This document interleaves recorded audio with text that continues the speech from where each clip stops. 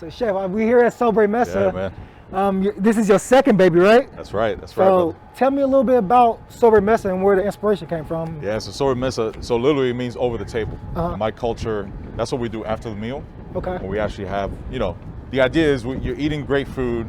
Everyone's always quiet. Everyone's smiling. Just no one's having a real conversation. Mm-hmm. So it's after the meal when your bellies are full, you're happy, you're in this great place. You get more open-minded and you want to connect. Right. So it's like the time when you actually get to have a real conversation, talk about life, talk about everything, you know what I'm saying? Mm-hmm. Thank you. Yeah, having real conversations, that's when you just open up more. Right. So you can actually, connect deeper with somebody. It's Sba Mesa, over the table at the end of the meal. So tell me about the aesthetics here, because this is, like I said, right? It's like, beautiful, right? Yeah, it's beautiful. It's nothing like I ever seen before, you know what I mean? Especially in a bar. Yeah, I just want to do something really like dope, colorful, tropical, sexy. Something very different from what you see in Oakland, but coming from us. Right. Coming from our community. Like the colors here reminds you of being somewhere in the Caribbean or even in Africa too, where our ancestors came from. Like there's dope spots with these kind of colors that make you feel kind of happy, you know what I'm saying? Right, right. The lighting too, we wanted to be really kind of sexy and chic and very Miami or something like that, And yeah, I mean, you pinned it down like a nail in the head, my man.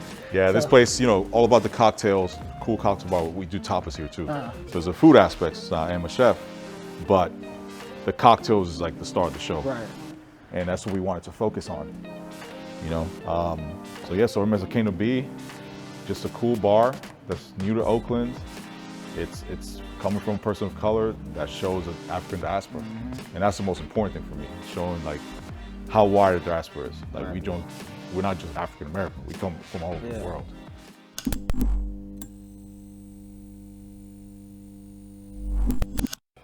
And welcome. Thank you. First episode, tap in. Yeah. We got Chef Nelson German. Yeah. Super honored, brother. Man, it's been a long time coming, my man. I'm really appreciative for you being on the show. Thank you. I'm honored to be here, man. And as well, allowing us into your beautiful establishment, Sba Mesa. Thank you. I know it's the baby brother of Alamar. That's right. Yeah, man. So what I want to do with this podcast is really show what the Bay Area has to offer. We have a lot of interesting people out here that doesn't get a lot of recognition and it's in their favor. And they want, and I don't say they want, but everybody needs a little recognition. So I just want to highlight that about the Bay Area. We got too many low-key people who are doing big things out here. And I'm glad you can be the first one, my man. Thank you, brother. Thank you. Yeah, Bay Area is a place to be, man. So much going on right now. Even during these crazy times, Bay Area is still rocking. People still coming together. Right. Just keep fighting. Yeah, that's what I love to see. That's what I love to see out here too, man. Just everybody coming together as one community and everything. That's right. Give me a little background story. I know you're a chef. You own a couple well-established restaurants in downtown Oakland, man. What's your backstory like? How did that shape Chef Nelson? Thank you. Yeah, so I'm originally from New York City, born and raised. Been out here for now almost 11 years. Okay. Be in a couple months, so I'm really happy to be here. Feel at home. You from the Bay now? You from the Bay? Yeah. I'll give you that pass. I'll give you that. I started saying hella a lot too, and I'm a wuss with the weather now. So I'm so used to all the snow and everything, New York, all the different seasons. Yeah. Now, like 40 degrees, I'm like, it's too cold. We spoiled out here, man. Like, that's why I don't think I'll never go. Everything everywhere else is too extreme for me. Yeah. No, I'm really happy to be here. Like the minute I got here, I felt like there was a still familiar aspect to it. Reminded me of home, of New York, just because of the grassroots and also the pride you guys have for the Bay Area. It's very much like New York City. We have a lot of pride for our city and our towns, and just the people, the diversity too was dope. The music, everything just kind of came together, and I was like, man, this is home. I mean, I'm glad you appreciate that, because I come to appreciate it later in life, you know what I mean? Just like really realizing where I'm from. In my early 20s, traveled a lot of places and kind of really trying to figure out if I would live somewhere else. I went to New York a lot, went to the South a lot, and Seattle, Washington, got a lot of family up there, and even in the Midwest, and it's just nothing like the Bay Area, you know what I mean? So same thing for me, like being out here, it made me even more appreciate New York even more, because it's like, I definitely miss that energy New York has. Like, being able to stay up all night and go different places. Yeah, you know what I'm saying? But it still feels good to be out here. Right. You actually can feel like you're having a life. You have time to do other things than just all work. Yeah. You know, in New York, time goes so fast. It just, you're working, all of a sudden you got to go to sleep. Right. You know, that's all you did. You couldn't have time to watch the show, TV, watch some sports. Right. Just talk to a friend or loved one. It's really hard, you know, especially in my industry as a chef. Yeah. I was working 90 hours a week. Late nights, yeah, I can bet. Paying dues, grinding. Right. You know, going up the ladder as fast as I can. Right. So I've been blessed. You know, been out here almost 11 years. Have 2 beautiful places. This one right here, Sba Mesa, the newest place. We opened March 5th, 2020, 9 days before shutdown.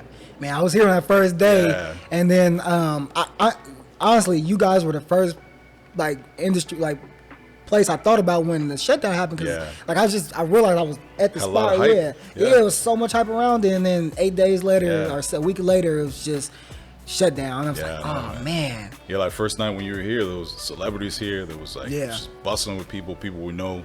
Alomar followers came by too. A lot of friends and family. It was rocking, felt good too. Right. Just to see people in a place so sexy, having fun, just mingling with different people. Right. You know, all different races too. Exactly. It shows you what's special about the Bay Area. You know, like the pride that people have here, and just the fact that people just want to make people feel good. Yeah. You know, want to meet new people. You know, no one's like kind of shunned away from others. Right. Like in New York, we can be a little like we're in our groove for work. It's like fuck off and walk around people like you know, like everyone's in your way. Here is like you can step out of somewhere and make sure somebody feels exactly. You know, everybody lend a helping hand for real. So really man.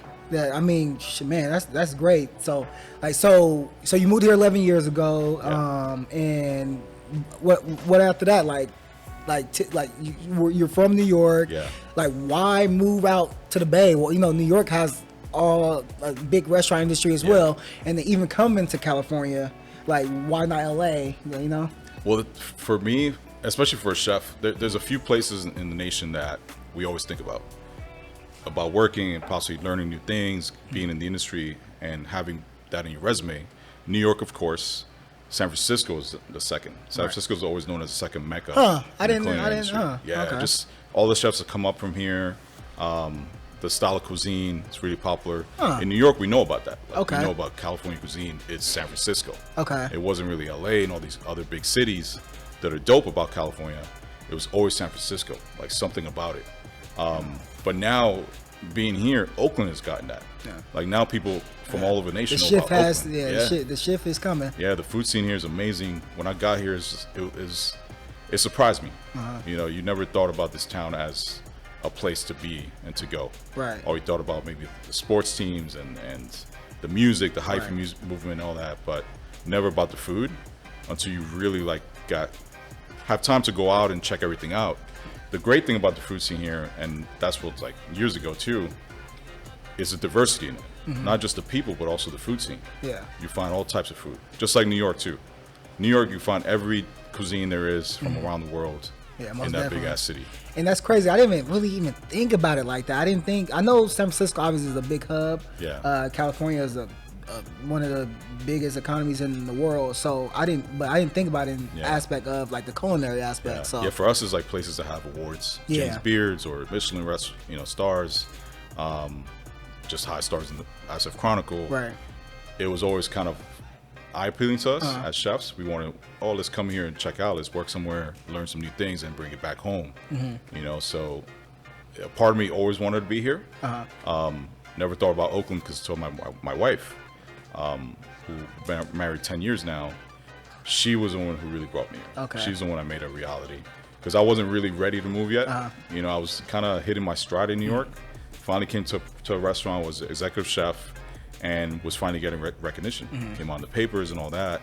I'm like, oh man, now it's happening. Things are happening now. What's happening there, and it's hard in New York because there's so much competition, so many chefs, and even being a black chef, it's really hard to get that recognition. So I was like, really, okay, this is time. I'm here. I'm finally, people have eyes on me. And got engaged, and it was like, dude, you coming out west? I want to be home. So you had intentions to like staying in New York and Okay. You know, so but again, part of me wanted to come here to kind of learn new things and put that on my resume, but never like full time until I really got here. Like just filling everything out and having the opportunities I got here. Again, the culinary scene has always been white dominated, but in California there was always that bit of like, it's okay to have these different races in the kitchen. It's funny because speaking of your wife, like when I first met her, she said, "Oh, I'm from Oakland." I was like, "Okay, cool." I was like, "You from the Dubs, huh?" Yeah. And I heard the stories, man. And she was like, "How you know?" I was like, "I'm from Oakland, man. I could tell." You know what I mean? So it is what it is. She put me on game. Oakland, it was like kind of say in New York, everyone has little neighborhoods and little parts of you know, the blocks. Right. You know, being from the Murder Doves is like, you look at her, little Asian girl, and like you never believe it. But you don't expect what is about to come out next, right? Yeah. So man. So what about like all your background and everything like inspired you to be a chef? Did you want to be a chef when you were younger? Like, part of me, it was always a hobby. You know, as a kid, never really a passion until I really got into it. Went to school for it. Started working in great restaurants, and it was like, wow, I'm really meant for this. You know, like different situations in my career made me realize like I'm really meant for this. This is my path. Oh wow. You know, because a hobby can always just stay as a hobby, and there's instances where it can become an actual passion and what you're meant to do in life. And that happened for me. What I always wanted to be growing up was a movie producer. Funny, like we're doing all this. I'm glad you said that because I was going to ask you, like, what was your like dream job? Yeah, that was it. Always been fascinated with movies and the behind the scenes aspect of everything, bringing it together. Okay. But then there was always that side of me that loved to cook. Okay. You know, and just a one moment in my life with my friends. We just came out of the club, and we were just like in awe of everything. It was a club called Copacabana. Okay. One of the most famous clubs in the world. And in New York, it was just popular. They just reopened because it was like a place to go for the stars and all that, you know. And we just felt like, dude, this is amazing. We can own our own club. Right. You know, we had all these aspirations. Yeah. Of course, we were tipsy, we were drunk, alcohol was talking, but hey, that's when the truth come out. Though. Yeah, honestly. And we're all pointing at each other like, okay, if we're gonna do this for real, each one has to have his own department. Yeah. And I was the best cook out of the group, so automatically we're like, no, you got the food on lock. Okay. You got the food, like, and I was not a chef at all. I was just doing burgers and stuff like that. But you know, it was a start. But I always had that kind of little love for it. Okay. You know, and they saw that, and I took it really seriously. I was drunk, yes, but not that drunk. Well, yeah, well, yeah. I think that's. I don't know, man. That's when I'm feeling it. Like that's when I'm like the most serious about something. Like when I'm like I should say passionate. I should say. So yeah, that's when I'm the most passionate. I don't know, but and we're Dominican, so Dominicans we're very like ambitious. It's kind of our style. You know, we're black men who can speak Spanish. And as immigrants coming to the States, you have to have that ambition. You have to survival of the fittest, you know. And we always had that mentality. So it was real for us. Right. You know, we're in this moment being drunk, coming out the club. It was like, dude, if we do this, we get money, we get girls, we pop bottles every night. It wasn't the business part of it. It was like the fun part of it. You know what I'm saying? Yeah. Like learning now how to be running businesses, you learn like it's not all fun and games all the time. You know, like it's a lot of work. Yeah, I was going to ask you where did the ambition come from, but you kind of already like touched on that a little bit. Yeah, man. Like, it was always there. Yeah, exactly. You know? And it's that New York mindset too. That's what I think about it now. Like we always think jungle mindset. Yeah. You know, because again, you're a small little ant in this big world out there. Because so many people, like you have to do something to stand out. Gotta carve your way. You're nobody. Yeah. Right. You know what I'm saying? So it's always thinking about that big dream and making it happen. Right. That's kind of our way of thinking, and bringing that here, it was like. It was more real because of the laid back kind of feeling people have here in California. You have people the way they think out here compared to New York. It's like New York is all about work, right? Right. These big ambitions, we got to make it happen. We got to make it happen now. Yeah. Let's go fast, and you burn yourself out. Right. Unless you're really into it. But here, you got to actually sit down and look at what you're doing and make sure you're making the right steps. Yeah, crossing your T's and dotting your I's, And I was talking about this earlier with my cameraman.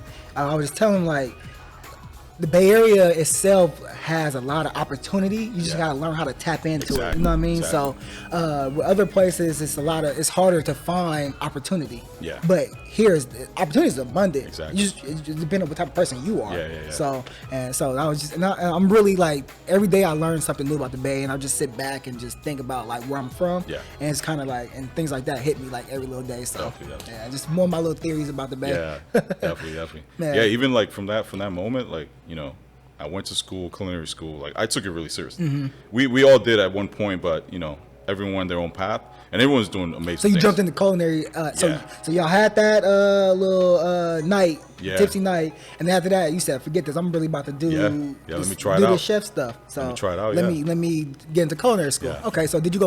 You went to culinary school in New York? In New York, yeah. Okay, cool. Yeah, New York Restaurant School. Now it's the Art Institute, Mm-hmm. New York City. I went to school for about 3 years.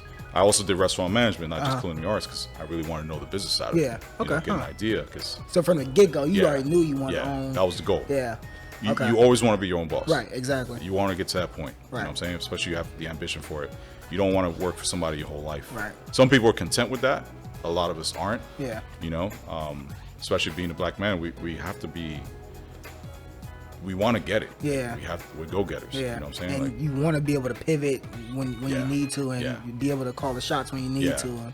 and to be honest with you, there's always that chip on the shoulder. Yeah. As people of color, like we always been kind of pushed down and kept down. So that chip on your shoulder keeps you going. Right. It's for me, it was a good thing. Yeah. Exactly. It gives you that fire. You know what I'm And saying? for the black community, that chip on your shoulder could be devastating, or it could be like a little motivation, a little spark for you. So, you know what I mean? I know a lot of people who that was a devastation for them. Yeah. But like you said, for somebody like you, somebody like for me, that's actually a motivation. It's kind of like, okay, let me show you. Exactly.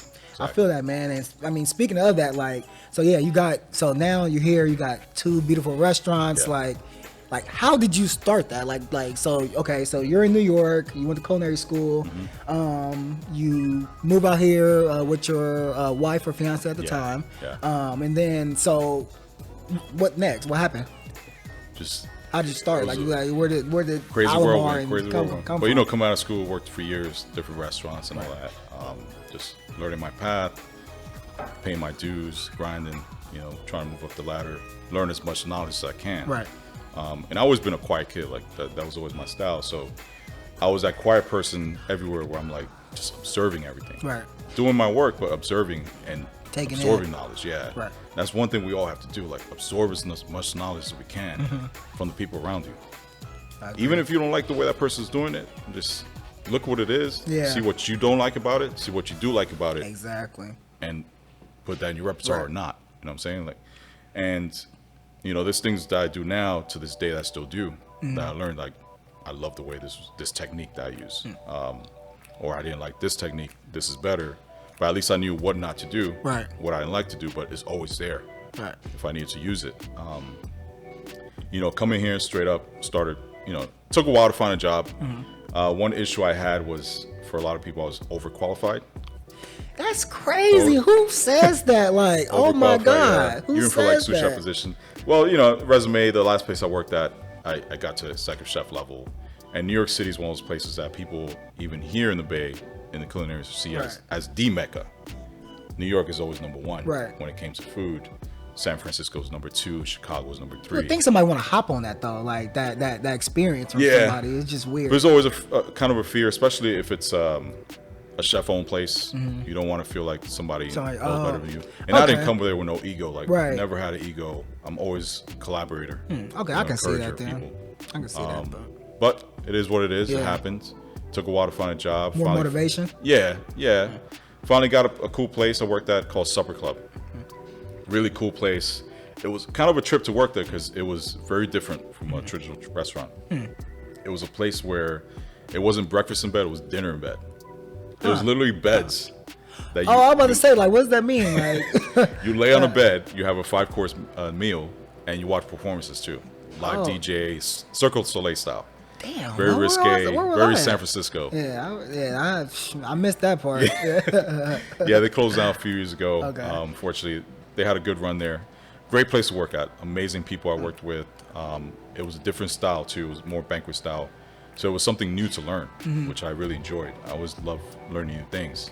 And it got me to really like fill out San Francisco for one, but also being in Oakland, see what Oakland has to show. Right. You know, very different worlds, San Fran and Oakland. Yeah, no, and I always say that too. It's like a bridge across the bridge, Yeah. and you in a whole nother world. Yeah. It's kind of like you got to learn both if you're crossing the bridge often. So it's a trip. Like if you have not been in San Francisco, please. In Oakland, like just make sure you know the difference. Yeah. So San Francisco is very different now than what it was, man. Yeah. It's changed so much with the tech industry. But yeah, worked there for a couple years. Got to be the executive chef after a few years there. Got to actually go to their headquarters in Amsterdam, in Netherlands, and got to work at all the restaurants. They had like 5 different restaurants, Michelin star restaurants and all that. They had the original Supper Club. I bet that was a experience. Man. Crazy experience, and something I would never forget. Like getting to work with this company that has all these cool different concepts that are so different from each other. Right. You know, but getting to be in that situation where you're a guest chef in Amsterdam as a black man was like, dude, this is fucking crazy. Wow. This is amazing. Wow. So situations like that and moments where you have something that's so unique and different in your life, especially coming from the hood like I did, like all of us did. It was a moment that I will never forget, and I was always grateful for it. Even in that same moment. Right. Like I would sit back and look around and be like, I'm in a whole different world, Right. but I'm getting to do what I love. Right. Getting to work for this amazing company that, and you can, it was crazy because being there, I was one of the, maybe me and another brother was only black chefs around, even like going around different restaurants. And even like the looks you get and you feel judged right away. But I was like, I'm feeling this way, but I gotta keep my ground and really like be grateful for where I'm at. Like, a lot of us want to get this kind of situation, be in it. And a lot of people like honestly get into a position like that and start thinking like, oh, people judging me, and they're like casting their stones on me, and then they're sabotage yourself. Like, so I'm glad to hear that you like, all right, I don't care what they're thinking, if they even thinking that. Let me just put my head down and I'm here doing something I love. You know what it was is that chip on my shoulder still. It was like, let me just prove them. Instead of getting mad and being from the hood, we doing got what street they smarts. expect you to do. Yeah, we got street smarts. We can't be mad at somebody try to fight people in their own world, like their own, like be smart about things. You know what I'm saying? But it was that chip on my shoulder telling me like, just prove them wrong, prove what you can do. And I did. When I got to actually show my menu and do my menu as a guest chef of Supper Club, people were wowed. Like, oh, this is amazing. Like, they all gave me a hand ovation and we want to take me out to drink and all that. It was a really cool moment. You know, and it's one thing we gotta realize: if you're being judged, it's just because of the way the world was, especially back in the days. It kind of still is too.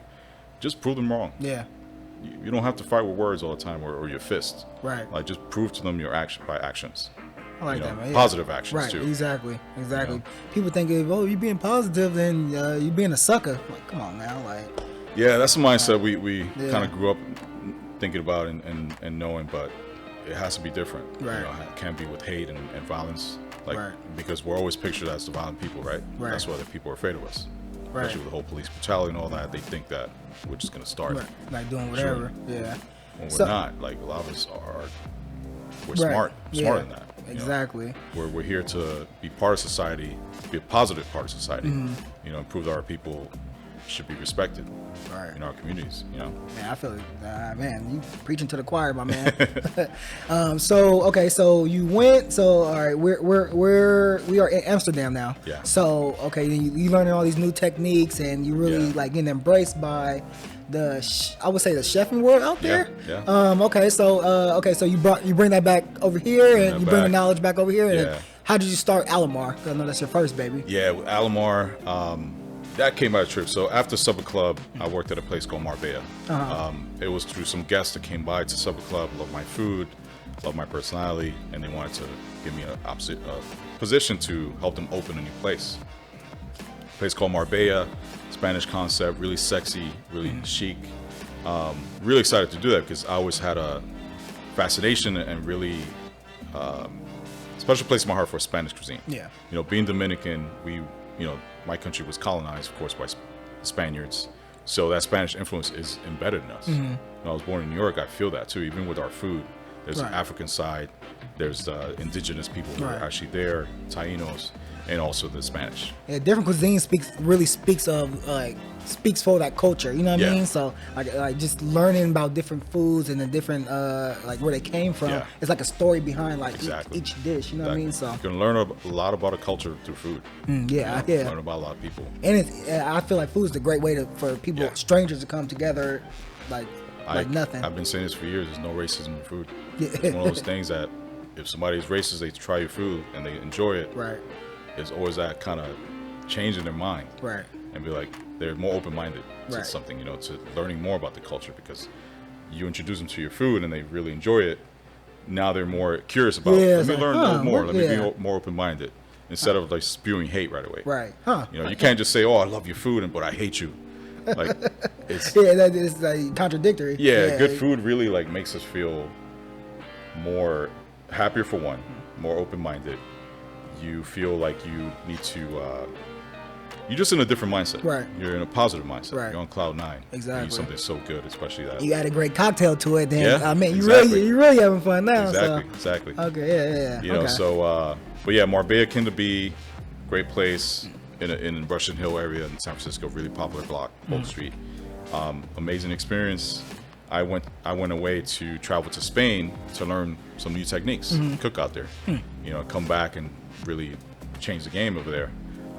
But things happened with the owner, did some bad things, lost a lot of money for the restaurant, and there was no more restaurant. They were like, bare bones, and I was the highest paid being the executive chef, so I was let go. So you gotta figure out like what next. Yeah, that was a hard thing because it was the first time I ever got laid off and fired. Always been a loyal person, always worked at places for multiple years, because I'm more just loyal. And I really felt a part of ownership there. Like I was brought there to help them open a new concept that's so unique and new to that area, San Francisco. And I felt like I was part of the ownership too. Wow. I'm an owner here. And that's one thing you need in any position, pride of ownership. Right. It's a very unique kind of trait to have that really gets you far, because you show somebody who is the owner that you're there for them. You're loyal to them. You love what they built, and you want to help it come to the next level. Right. It's a very hard trait to find these days. Yeah.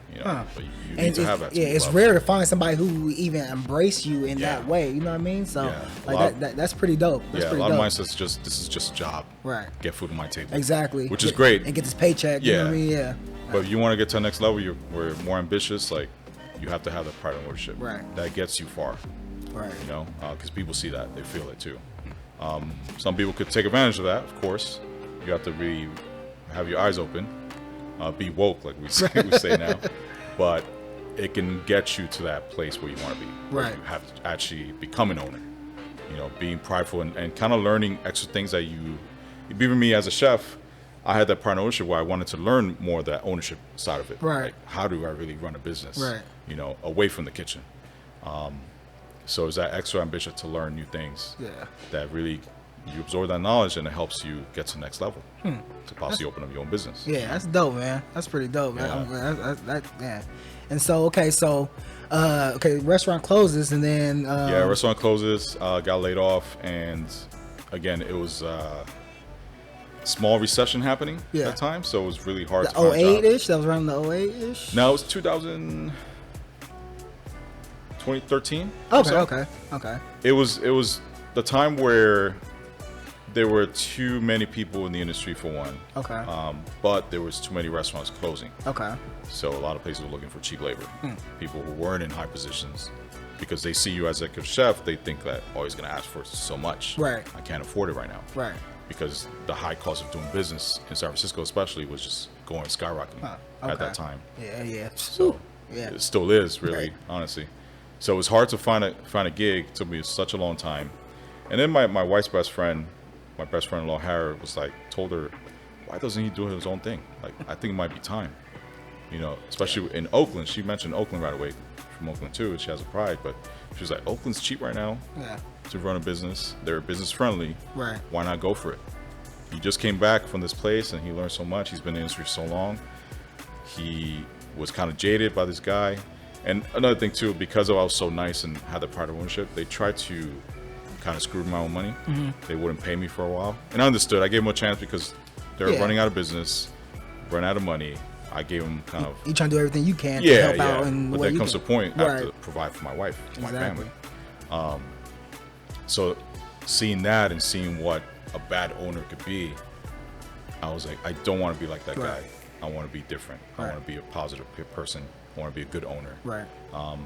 Be good to my people, to my team, and run a good business that builds community. It's not just like profit minded, you know. So that was always my head, and she put that in my wife's head and be like, and then she told me, maybe it's time. You know, I've been seeing you grind this business for so many years. Maybe it's time. And it was that little extra push. Yeah, and a lot of times people need that extra push. You know what I mean? Because like we may not see it. Like we've been trying to pay our dues and like really learn everything we can learn. We don't see like actually we're ready to jump off the ledge now. You know what I mean? It's always that person outside looking in that's kind of like telling you like go. Because that's the thing. No matter how much ambition we have, it's a scary thought to actually make that happen. When you have the opportunity to be like, okay, now I have to open my own place. It's always that feel like, is this really the right time? Am I really going to succeed? But you just got to take the risk. But sometimes you need that extra push from somebody you love. Most definitely do. Loved one to like just do it. I'm here. I got your back. You know, I got a job. So if things happen, I got your back. And I was like, okay, cool. Yeah, let's do it. Let's do it. Yeah. And just so many years of thinking of different concepts and seeing what's out there. Alamar came to mind, brother. Like, I wanted to do a seafood restaurant that's unique and cool and tells my story as a chef and comes from a person of color. Something's totally different. And yeah, 2014, May 1st, we opened Alamar. Dope, bar, yeah, dope. And like Alamar is probably one of the best seafood spots out here. Thank you. I always say it again, the best seafood spot out here. Just because like I used to work right next door at the Grand as a property manager. So myself and my coworkers every other Friday or something like that, we go out, get a little check, go out and splurge a little bit on a bag of crab and some shrimps and a little fish here and there, and man. And actually, what gets me about Alamar is the food's off the hook, but it's the vibe as well. Like, it's just that was important to us. Yeah, it seemed so friendly and open. You know what I mean? You walk in, you got the bartenders and just greeting you and just open arms and everything. So I'm like, yeah, man, I dig this. Yeah, we want to first thing make people feel at home. And honestly, it took a while for us to really get to that point because when it first opened up, it was my first venture. Didn't have an ego, but had too many aspirations. Like I wanted to be big. I wanted to be the best spot there is, win all the awards, thinking more as a chef than an owner. And I really didn't, I wanted to become a destination. What I should have done is think about the neighborhood first. So one thing you have to do as a business owner that I've learned throughout the years, through some really hard times, the neighborhood has to love you before you think about bigger things, before you start thinking about people from different places coming to your spot. That's where you want to get to. Become a place where everyone in the nation knows who you are and will come travel somewhere just to try you out. You can't be a national champion without being a state champion first, right? Exactly. And then the local champion as well. So, I feel that, man. Yeah, and that taught me about community. Like those hard times, because we, thought too big. I didn't really focus on the neighborhood and my own people too. I was like colorblind at that point. But throughout the years and the hard times, man, you kind of think back like, dude, I'm doing this all wrong. We're okay. We're winning these cool awards, but we're not making money. We're not surviving. I'm not able to pay my people more or even pay myself. It took me years to pay myself. You know how hard that is as a married man to be not bringing a paycheck to your family, but working all these hours for that. For me, it was worth it because I got to I'm living my dream, open my own business. But it can kind of bring you down. And I don't know, would you say that's like one of the obstacles that you went through early on? Big time obstacle. Just big time obstacle. We had to pivot basically. 2016 we changed over from full service to fast casual. Again, the thing is with California, You know, as I was saying, it was happening in San Francisco with the high cost of living and running business was skyrocketing. It started coming over to Oakland. And we started feeling that because our first few years, everything was affordable. We can keep prices really low. Yeah, everybody started coming to Oakland. Yeah. And that migration, gentrification started happening. Everything started going up. Right. Taxes, rents, cost of ingredients, wages, of course. It was just so much. Damn, I didn't even think about cost of ingredients. Yeah, wow. I didn't think about the smallest things like that. And that's the product, you know. So the higher that goes, the more we have to charge. And then people who are so used to our low prices for big portions were like, what's going on here? The prices going up. Right. They don't think about the business side of it. Man, I bet.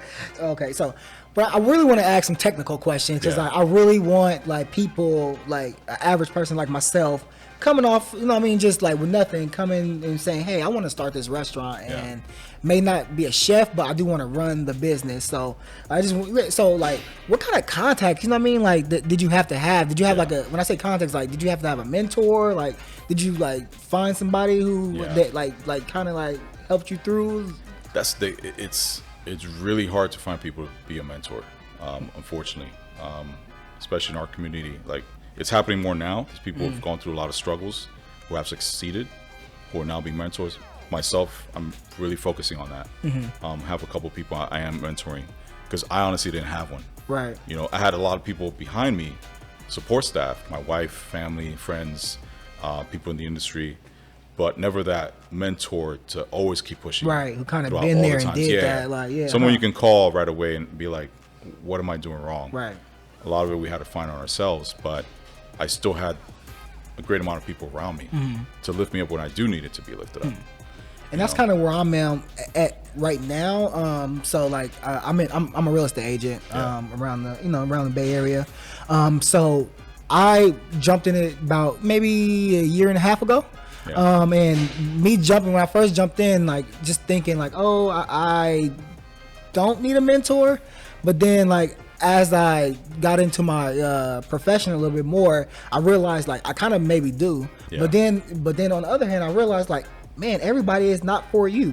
You know what I mean? It's like you can't just find anybody to be your mentor, and it's kind of like they kind of need to be able to relate to you in some type of way. You know what I mean? So they don't know like stuff I got going on, and I kind of don't want to tell you. You know what I mean? Just because you probably wouldn't understand. So it's just things like that. So like I wouldn't say I found a mentor yet, but it's I'm just taking pieces of information from other people's books. You know what I mean? So, mentors are great. Like you have one that's amazing, especially they're really pushing you and making you.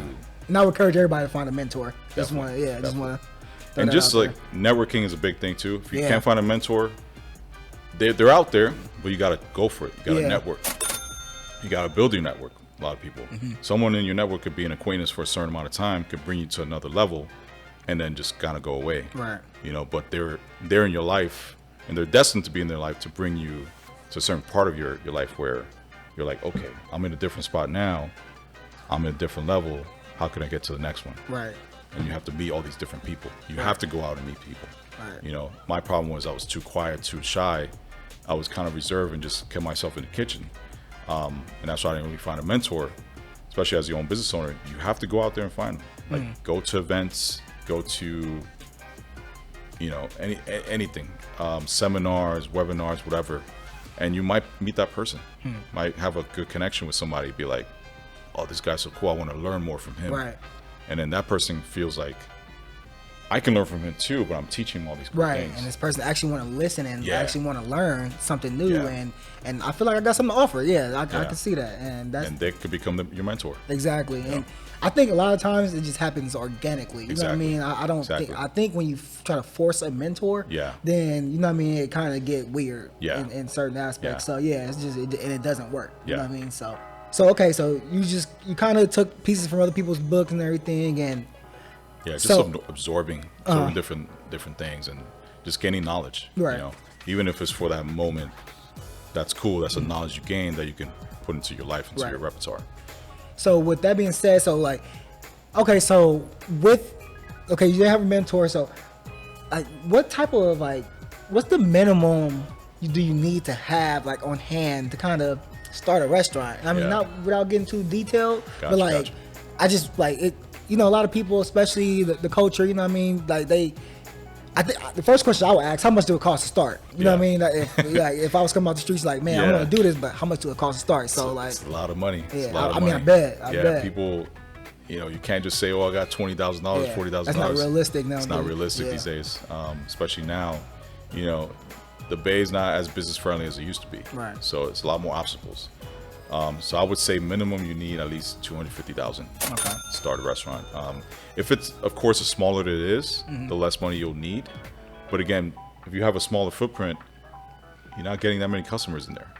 But the difference is now the way things are, to go and take out is a big thing you need to have in your business. So you can kind of get away with a small place and really focus on takeout and really make that it. Thing. Yeah. So somebody who has low amount of funds, but enough to kind of get it off the ground, think about that aspect. Think about something small, just as a start, something you focus on takeout and people coming in, and then just going from there. You can always start small and grow to something bigger. Never start too big and then having to scale back. And then to be on the safe side, you want to have something in the bank as well. Exactly. A lifeblood, a lifeline is what you definitely need in any business, for any industry. You have to have a starting point, starting, costs, but you have to have something behind on the bank, just in case things go wrong. Because things will go wrong in any industry, unfortunately. What goes up must come down. But you have to be ready, and you have to adapt to when that does happen, and flip it, but still have that money in the bank if you do need to add some more. So if, let's say, 250,000, get that little extra 50, 100,000 on the side, just as a savings, just in case. So like, I mean, I don't know anybody who just walking around with 350. So like, how do you go by getting that? Like, and I know you probably say investors, but what do I have to do to be confident enough to walk to an investor and for them to look at me and say, okay, let me actually take a look at this? What do I need to come with? You know what I mean? Like passion. Passion. The more passionate you are about talking about your concept, the more they'll listen. With investors, it's always about return on investment. That's their key priority. But they want to feel your passion first. If they feel it and they're like, oh, this sounds really exciting, let me learn more, that's when you start getting more gritty about the numbers. Very important thing. But you have to be passionate about what you want to build, what you want to bring to fruition. They'll feel that and they'll listen more. But then again, you have to have your numbers intact. So I was gonna say, so like obviously you gotta come with like a business plan and like make sure your numbers is right, like projections, everything. So my whole thing is like, I don't like where, like, how do you get your projections and everything like that? Because I can sit down and make a business plan, but then like when I'm trying to do the numbers, I'm thinking like, damn, like I don't know how much tequila sunrise would be. Like, you know what I mean? I don't know how many hours sell, and how do I calculate that? It's all predicting. It's kind of you're kind of BSing in a way. Nothing's direct, nothing's exact. It's kind of rough estimate. But it has to make sense. That's number one. It has to make sense. You have to be confident about the numbers that you're putting into your business plan. Even if it's kind of like not really on par what's going on, but it has to be close, and you have to be confident about it. You have to own it.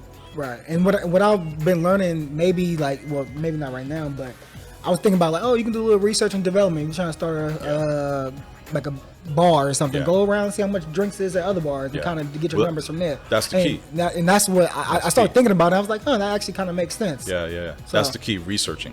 You have to do your research. And you can network at the same time. Exactly. That builds a confidence. That builds a passion, because the more you research, the more you learn about, okay, I have this concept, but what can I tweak to make it even more kind of real? So you by researching, you see like, oh, that's not gonna work. Let me tweak this. And the more you start tweaking, you start realizing like, wow, this sounds even more exciting. I can really do this. This was my original concept, but it was kind of too vague. Now I'm getting more specific because of all the research I'm doing. And not just by going out to other places, looking at the internet, webinars, joining seminars with successful CEOs who are retired and successfully retired. Those are people you want to learn from. Because they've been around and they've seen the way things are. They'll get you to where you need to be to start. Also meeting people city officials who are business friendly, who are there to help businesses open up and be part of the city. You go to City Hall? Like, you go to City Hall? Yeah, City Hall, researching, okay. business development, people who are under that. And also by networking with other business owners and getting to know who they use as their network. Wow, okay. Get them to start, that's a big thing. You have to, again, going back to networking, you have to build your network. Right. You have to have those people behind you where you can ask a question. Not necessarily they're not your mentor, but they're there for you no matter for one or two questions. That's going to get you somewhere else. Right. That's very important. Having, of course, with the city officials, you have to, of course, look online, ask questions to others, and even just like be bold enough to go in there and ask a question. Right. Just go and ask a question that's very serious, makes a lot of sense, and bring out the passion. It's one of the things, stepping out your shell, like we was talking about earlier. Yeah, definitely. About when to do it and when not to do it. Yeah. So you have to sell. You have to be a salesman to get your concept, to get that money to start off. Right. And get people to see your vision. Yeah. Another avenue, real quick, is Sba Loan. We did an Sba Loan to open Alomar. Of course, we had a small amount of investors, family and friends, but Sba Loan was really important to get. It still is to this day. It's a good way. It's not going, you have to go through the bank first, but it's getting money from the government to help. Because it's very hard, especially for a restaurant, to get the bank to actually loan you money from their company because it's so risky. Yeah. It's the riskiest industry there is. Man, I'm so glad you said that, because like people don't know about these type of loans that they can just go out and grab. Like, get your paperwork in order, but then go out and grab these loans, and they're out there for everybody. So I think crowdfunding, grants too, are very important, and that's still researching. Grants through the city, they have different grants that are out there that you don't know about. You have to research in order to find out about it. Things that are meant for people of our community, people of color, women. There's so many different grants out there. Especially Oakland, they really are like forefront on like helping people of color. Yeah. So man, that's crazy. Like, I'm so glad you mentioned that, because that's really what a lot of people are not realizing. Like, man, there's money out there. You just gotta research how to go get it. You know what I mean? Find it. You gotta find it. It's not gonna come to you. Right. Right. Unless you're somebody who's well known. Once you start getting, once you build a first concept, and you get really popular, people know you build a brand. Building a brand is very key. Then you start getting to that point where people want to come to you and be like, I'll give you this amount of money. Let's start something else. Let's do this. Or I want to hear what you want to do. Right. But to come to that first place, open up where nobody knows you, you have to get yourself out there. Yeah. You have to take the risk, Right. And it's always going to be risky from there, but that first risk you take from that first venture is definitely the riskiest. Yeah. And it's definitely the most rewarding, because you build a story, you build a journey for yourself. Something you can go back to and tell your kids or friends and family and mentees that I came from nothing and look where I'm at now. There was struggles along the way, but there was a lot of blessings too, and we made it. And it sounds like you're just enjoying the journey right now. Yeah. It's like, it's gonna be a great story to tell later on. Yeah. Like, that's great, man. That's one thing I never forgot. Like, even through the hard times, being grateful for the situation you're in and the point you're in your life. Because a lot of people, especially a lot of brothers like us and sisters, don't get to own our own business. Yeah. It's very hard for us. There's a lot of obstacles for that, being black, in this country. But when you get to that point, you have to be humble and really be grateful every day for what you have. And that gets you far, because that gets you thinking like, I'm so grateful for this. I have to keep fighting and to keep pushing for this. Right. You can't just sit back and just let it go, Yeah. So okay. So we touched a little bit about the financial. So is there any civic or legal things we need to know before we jump in the field? Definitely. You have to have a good lawyer, man. You have to have people behind you that can fight for you, no matter what, because there's so many liability issues out there, especially for restaurants. Because you're providing something that people are ingesting. Right. So there's a lot of things that can go on. That's crazy. I know there's a lot of obstacles you got to jump through. A lot of insurance, stuff like that you need. One advice I would do, one research we did when we started Alomar, is finding firms that are actually doing pro bono work for people of color or anything like that, that are just, they want to help. They want to give free advice or free kind of hours. they're out there. Yeah, okay. You know, they're kind of, some of them have to do it, in depending on where they're at throughout the years as a lawyer. So they're out there. You have to find them though. They're not out there to tell you, I'm doing this for pro bono. You have to find those people, and they're there to help you get to. Guys, got to do your research. Yeah, got to do your research. Got to do the research. Yeah, always. You can't expect everything to come to you. You have to get out there and fight for it. Huh? I mean, it makes total sense. It's crazy because it's so simple. Yeah. But people make it so much harder, and I am a victim of that. Yeah. I used to make it so much harder on myself. Like even before like doing this podcast, YouTube, it's like I need to get everything perfect. I need to make sure all my I's are dotted and my T's are crossed. Like it's like, no, man, you can just kind of do it. Just kind of do the research. Definitely. Come ready, but it's simpler than you think. Yeah. Simpler than you think. So yeah, man. So I'm glad. Chip on your shoulder. Yeah. You need it. You always go back to that. So I know. So you're from New York, and like I said, you could open up a restaurant in New York. I'm pretty sure in New York, like you said, it's the #1 mecca. So like, why open up a restaurant in the Bay Area, specifically Oakland? Yeah, it's just the love for the Bay Area, man. It's just such a different feeling being out here. The diversity is part of it. The community, the way people really come to support you because you're part of that community. But you have to be there for them. Like you have to show love for your community. You have to keep building community, and they're there for you. Like for example, we're in a pandemic right now, and if it wasn't for my community and all the good things we have done throughout the years, we wouldn't be able to survive. You know, even like Soda Mesa, we opened 9 days before the first shutdown, but we're still here.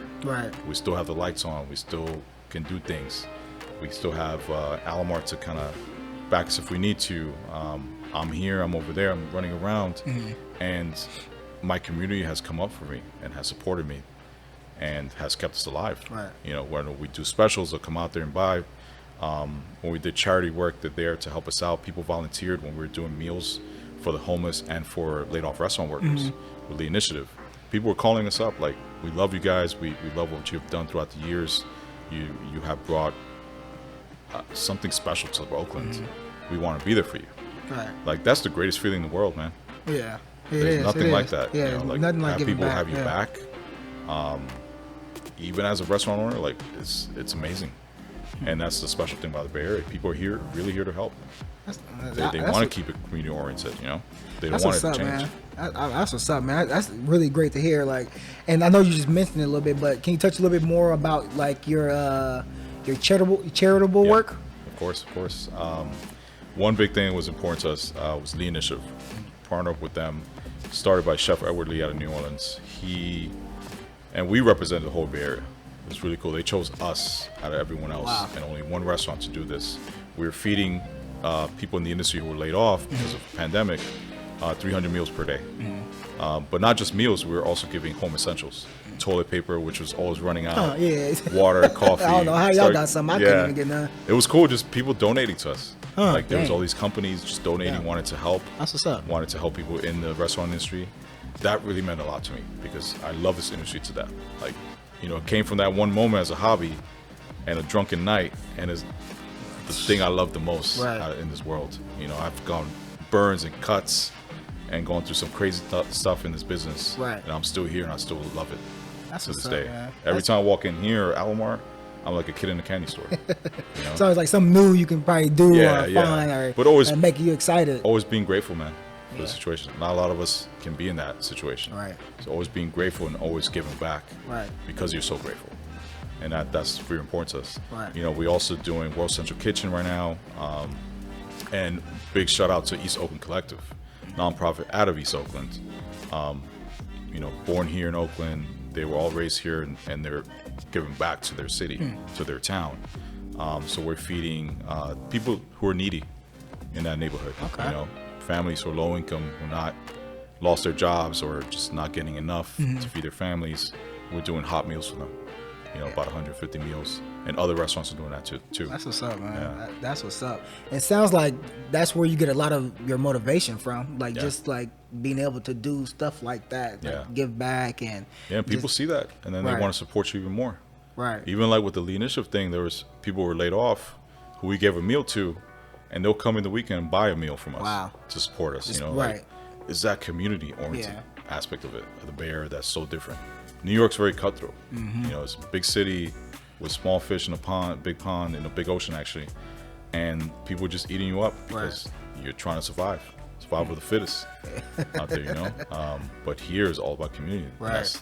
That's what's special about here, and that's why I always am about this town and will always fight for this town. Still love my New York, background and everything, but this is my home, and this is the people I want to help, and especially being a black man, to show us and our community that we can make it. That's what's up, man. Staying positive and keep fighting, keep going for the movement is. When we do that, they can't stop us. Man, I feel you. So we talked a little bit about COVID. So like, this thing just came up on us out of nowhere, and overnight, everybody's business was shut down. Man. And like I said, like when I was here the first day when you guys opened, and then a week later, everything was shut down. So like, what are you guys doing now to kind of like pivot the business to keep it, going? Yeah. Can you touch on a little bit about that? Of course. Yeah, we're just doing different things. We're throwing a lot of darts on the board and see what sticks. We're doing a lot of virtual events that have been really popular. Cocktail kits. We're selling food kits to meal kits that people can cook with us. Or make a cocktail with Sade, who's our head mixologist. That's what really dope. Doing these like company holiday parties. They were just doing that with us. Families just. The other day we did, Sade did one with these 5 girls who were just really good friends, grew up together, wanted to do something fun and different, and learned how to make 2 cocktails and speak to Sade, learn stories, and kind of like what we're doing, but with a drink in our hand, and being very interactive and hands-on. That's really been rewarding for us. Like still bringing Sba Mesa to people's homes and make them feel like they're here, but safe in their homes and having fun with something unique. We're selling some meals and some items from Sba Mesa out of Alomar too, because Alomar is doing really well with takeout. We've been around for years, so people know us. This is the new baby, so we have followers, but not as much as Alomar. So we're selling things out of here over there to get some revenue as much as we can to keep afloat. And we're still doing charity work, still doing meals for East Oakland Collective, for Central Kitchen, just doing as much as we can. So. What advice would you give, a business right now that's kind of, that's kind of struggling right now, like during these times? Yeah. Biggest advice is adapt to what's going on. Don't be stubborn. If you create a concept a certain way, you have to be open-minded to have to change and tweak it, because you just never know. You have to keep going out there and try to just throw things out and just see what sticks. See what happens. You got to keep fighting. You can't just kind of give up and be like, no, this is not happening. I'm just gonna quit. This is our livelihoods. It takes a lot to open a business. It takes a lot of sacrifices. So because of those sacrifices, you have to keep sacrificing, fighting more. So biggest advice is learn to adapt, pivot as much as you can. Still keep the heart of your concept alive, but it's like changing clothes. You're still that same person, but you're changing your shirt, you're changing your pants. It's tweaking the concept, to what's going on in the world.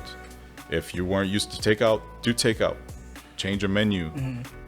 Change your menu to what's popular for that, but still tells people who you are, tells you a story, and it'll keep you going. Just keep fighting until there's that time where we can open up again, and everything will be at least semi-normal. Doing meal kits, like try things that you never tried before that can work to your advantage. Speaking of the meal kits and the cocktail cakes, how can somebody access that? Or so you can access that going through our website, SbaMesaOakland.com. We have a Square online store link for that. Also, big shout out to Feastin', this great company started by restaurant owners who are doing delivery all over the Bay Area. So you can actually get a Sba Mesa cocktail or meal kit all the way down to Brentwood or Santa Cruz. Crazy, huh? That's how cool it is. It's broader compared to like DoorDash and all that, which is a certain radius. Check us out on Instagram, see what else we're doing that's new. We're all doing these cool subscriptions. We're starting a subscription model in February, where you can pay a fee every month and get these cool gifts from us. Okay. Cocktails, tasting flights, virtual events. You get a playlist from DC is Chillin', my boy, directed from him. Shout out DC is Chillin'. Yeah. You know, like really cool things, some swag from Sober Mesa and from the actual spirits that we're featuring. We're going to feature a lot of black-owned distilleries, wineries, everything, you know, just things with people of color. Right. We want to represent that. We want to keep representing that because it's very important nowadays that we're out here with running businesses that are successful and are sexy and chic, and we want to bring that to people. Man. You know? Hey, Chef, man, you've been an inspiration to me. I know you will be an inspiration to everybody that you talk to and touch, my man. Big shout out to you. So you said you're doing a lot of takeout right now. Yeah. So just let the people know where they can come, you know, grab some of this Sober Mesa food and Alomar food. Yeah, Alomar, Oakland, 100 Grand Avenue, corner of Grand and Valdez. Check us out. You can come to us to order, or you can order through DoorDash, Grubhub, or our Square online store. Which is really popular right there too. We're doing some cool kits, oxtail meal kits for families, our big seafood boards. Oxtails. You know about those. I know about the oxtails, man. And your favorite, the wings. Just like Ann loves, we have those available. Just doing cool things that we can bring, you know, our place to yours at your house. It's been something that's really rewarding for us to do, you know, and people have been supporting us, man. Really appreciate it. So I mean, appreciate you, Chef Now, man. Thank you, man, and hope to have you on soon. Definitely. And big ups to you guys. Tapping, it's amazing. I'm really honored to be part of this show, be the first one on the show. Yeah, man. And to bring it here at La Sala and Sober Mesa. A lot more to come. And look out for a big announcement real soon, in a couple weeks, of what I'm doing. It's something really big. Cool. Something that's very unique, so really proud of it. Cool, man. Yeah, I'm looking forward to tapping in with you again, my man. So again, thanks for being on, and looking forward to seeing you again. Definitely, brother. Appreciate you. Yes, sir. Cocktail. Yeah, man. So I hear about the cocktails a lot. You know, I had a few, but you got so many different varieties. I hope can we catch you? You know, making one? Yeah, let's do that. Let's do that, man. We just had this great conversation. Tap-in's official. Let's go have a drink, man, before we go home. So yes, sir. Yes, sir. Let's do it, man. It looked like you about to do some magic right now. Yeah. That was a great conversation. So you gotta end it. You gotta end it right. Drink, right? Yeah, man. Tell us what we got here. So I'm gonna do a little twist. Get me roll up my sleeves. Get a little messy. A little twist on the Zombie Reviver. So one of my favorite cocktails. You know, giving it a Caribbean twist. So gin, rum, passion fruit. We're gonna do a nice berry smoke too. So here at Sober Mesa, we do some cool twists. We want to make it fun, like you're on vacation, but also have that kind of eye-appealing, real visual, dope kind of effects. Yeah. So, man, do your thing, man. Let's get ready, bro. Let's see. Tell me something. Lime juice. Yeah, I just wanted to build Sober Mesa to be just a fun place, very different from other places in Oakland, something really sexy, coming from the Black community too, so really excited to be bringing this back. We've been closed for a while since the shutdown, so, getting ready to get rocking again once everything's safe to do so. Right. But you can still get our cocktails going to Alomar, my other restaurant, so Sober is not gone entirely. We're still around. Kind of the back end, having the big brother help the little sister. That's how it should be. Exactly. That's how it needs to be. So really excited.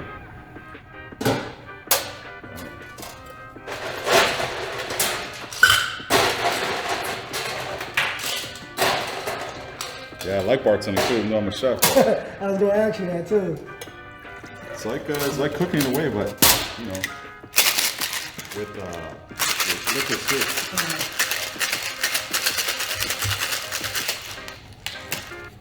Did you have to go like bartending school or anything for that? Well, that's the thing. As a business owner, you have to do it all. Sometimes you're in a situation where you just have to do something you never did before. One time, Alomar everyone got sick. Then people were calling out, and this is like 3 years ago. So not during the pandemic, and I was forced to be behind the bar, man. I even had to be behind the bar during the Warriors Parade. It's right in front of Alomar. That was absolutely insane. But it got me to love the bar scene, man. Got me to love being behind the bar and doing something different. And I'm doing it ever since.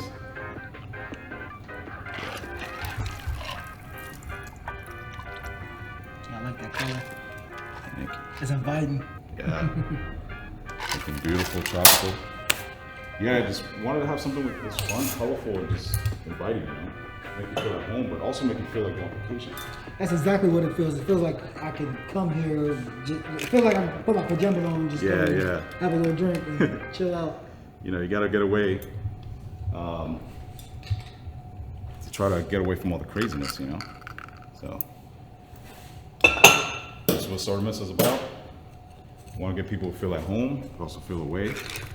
They go on a nice vacation, somewhere really fun and different and unique, man. So there it is. This is what Sober is about, brother. Here you go, enjoy. Cheers to 2021. Cheers to the tap in. Yes, sir. Appreciate you. Thanks for tapping in. Of course.